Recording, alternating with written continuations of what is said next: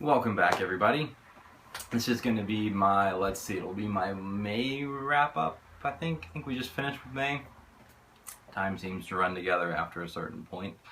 I have implemented a couple of new things on my channel that you may or may not have picked up on. First thing being, I've gone from a 5-star rating to a 10-star rating because I was really getting frustrated with the 5-star rating. I didn't think it was accurately representing my opinions on the books that I was reading, so I've done that. That's a fairly minor change. I've also decided that I'm going to try and review most of the books that I read in some format or another. This decision was made because in my monthly wrap-ups I basically have two main goals.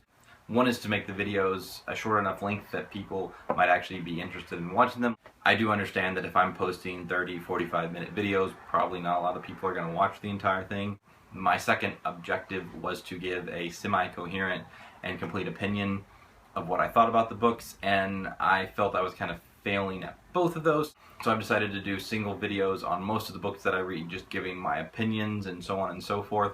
That way on my monthly wrap-up I can give a shorter opinion and then reference you to a video, so I can keep my videos shorter and at the same time feel I am giving my full opinion on the books.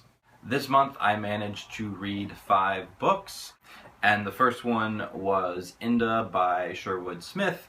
This, as I said in my review of it, is kind of like a young adult Game of Thrones. It's a very big scale. The central character is Inda, who's the second son of the second most powerful family in the Empire. There's lots of political intrigue.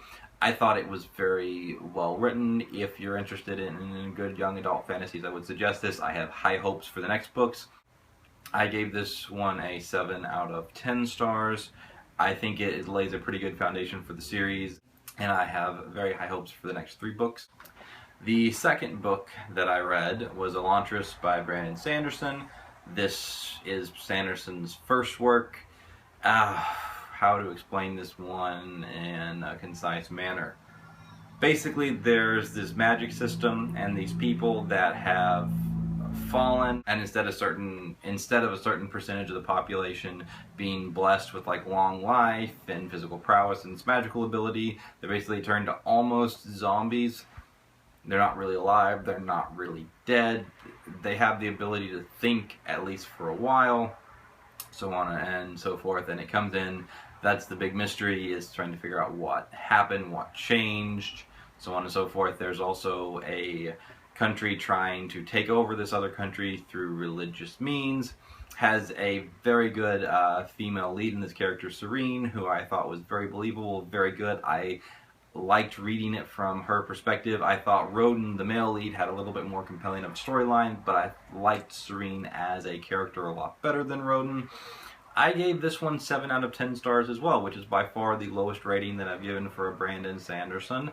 I said in my review of this that if you're a Sanderson fan and have not read it, I think you'll enjoy it. If you've never read anything Sanderson-wise, I would not start with this one. It was a little bit slower, it focused on a lot of political stuff, but I still think it's worth reading. The third book that I read was Star Wars Old Republic Revan.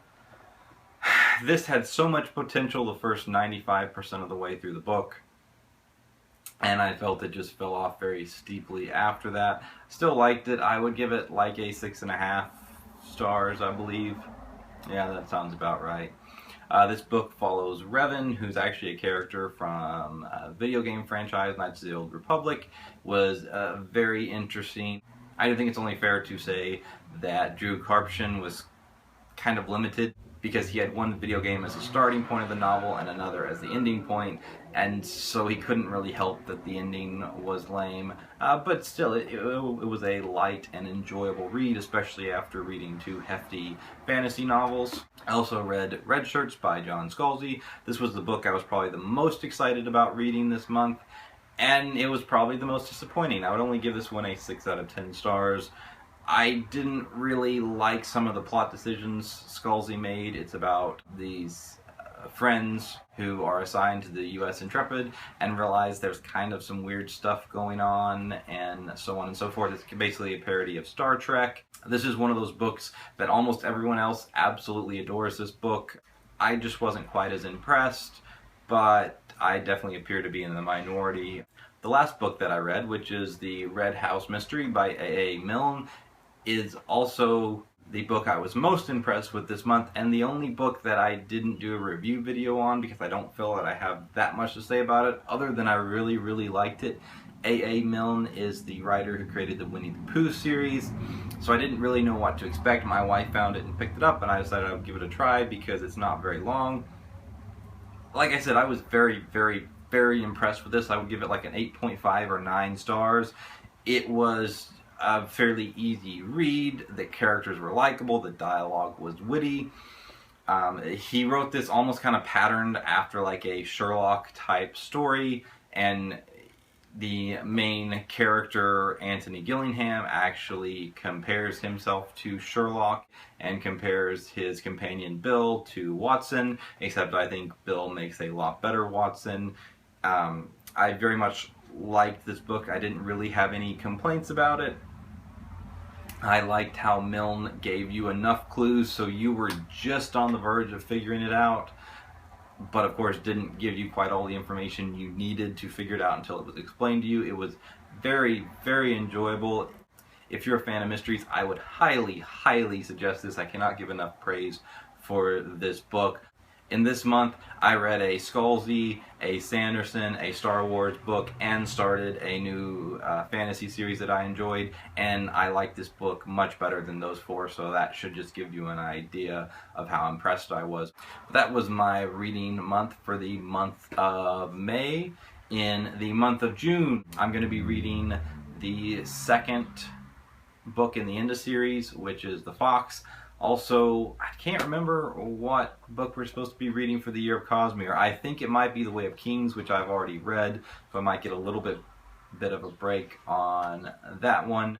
I also picked up the First Law series by Joe Abercrombie, which I was really excited. I'd been trying to find some of his books for a long time, and I picked up the entire trilogy for like $5.25. It was awesome, so I'll probably be starting that. I also have a couple of other random books I want to read. So you have all that mess to look forward to. But thanks again for watching. Feel free to like, comment, or subscribe if you've read any of these books. I'll also be linking the reviews for Inda, Elantris, Revan, and Redshirts all down below if you would like to hear more of my thoughts on any of those books. Otherwise, I will see you next time. Bye.